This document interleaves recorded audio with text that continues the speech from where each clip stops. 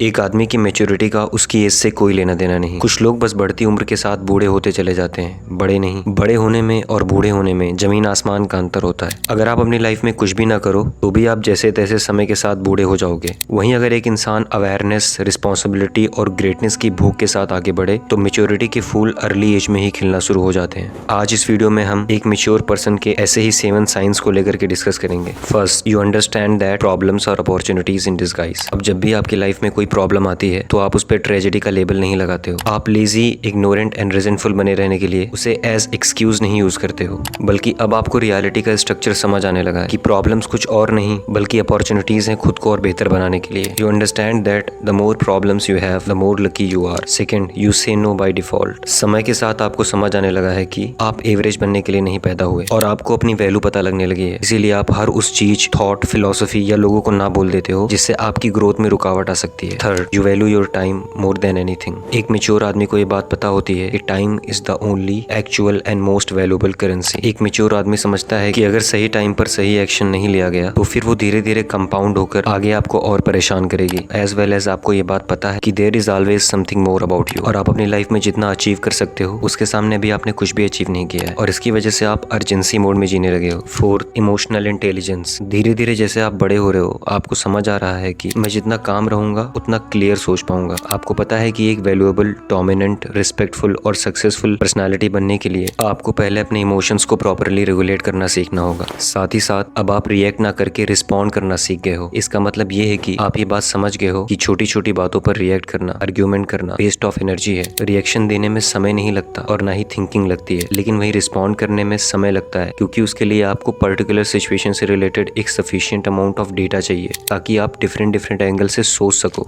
5, you question your belief and ideas of reality. इतिहास में जितनी तबाही इग्नोरेंट और अज्ञानता ने मचाई है उतनी तबाही किसी और चीज ने नहीं मचाई। इतिहास में जब जब किसी लीडर ने यह समझा है कि उनको पता है कि रियलिटी कैसे काम करती है और वो जैसे सोचते हैं, उनकी जो फिलॉसफी है वो परफेक्ट है, तब तब उसका रिजल्ट लाखों लोगों की मौत निकली है। दैट्स वाई एक मैच्योर आदमी कभी भी अपने बिलीफ और अपनी थिंकिंग को क्वेश्चन करने से नहीं घबराता। उसको पता है कि इसी माइंडसेट के साथ इतनी कॉम्प्लेक्स और हमेशा बदलती रहने वाली रियलिटी में ग्रो किया जा सकता है। Sixth, your soul demands depth. अब धीरे धीरे आपको ये बात समझ आने लगी है कि ज्यादातर self help advices surface level की प्रॉब्लम ही सॉल्व करती हैं। दैट्स वाई अभी आप रियलिटी को करीब से जानना चाहते हो और अब आप समझ चुके हो कि आप अपनी ग्रोथ के लिए पॉजिटिव, निगेटिव इमोशंस दोनों को यूज कर सकते हो क्योंकि दोनों इमोशंस में एनर्जी होती है जिसे बस आपको अवेयर रह के एक सही डायरेक्शन देनी है। Now you flow with the life, you don't reject anything, you say yes to everything and use it for your own advantage. Last but not least, family. अब जैसे जैसे आप मेंटली, फिजिकली और स्पिरिचुअली ग्रो कर रहे हो आपकी awareness इतनी बढ़ चुकी है कि आप अपनी फैमिली को रन कर रहे एक छिपे हुए पैटर्न को समझ पा रहे हो। आपको ये बात पता है कि आपके अकेले की मेहनत काफी नहीं होगी। जैसे कार का पहिया कितना भी अच्छा हो लेकिन अगर बाकी के पहिए खराब हैं तो गाड़ी कितनी ही दूर चली जाएगी। इन द सेम वे अब आप अपनी फैमिली को गरीबी से अमीरी की ओर, ट्रॉमा से हीलिंग की ओर, अविद्या से विद्या की ओर और माया से मुक्ति की ओर ले जाना चाहते हो। इवन ऐसा करने के लिए अगर आपको 1000 बार अपनी फैमिली में सबसे बात करनी पड़े आप उसके लिए भी रेडी हो।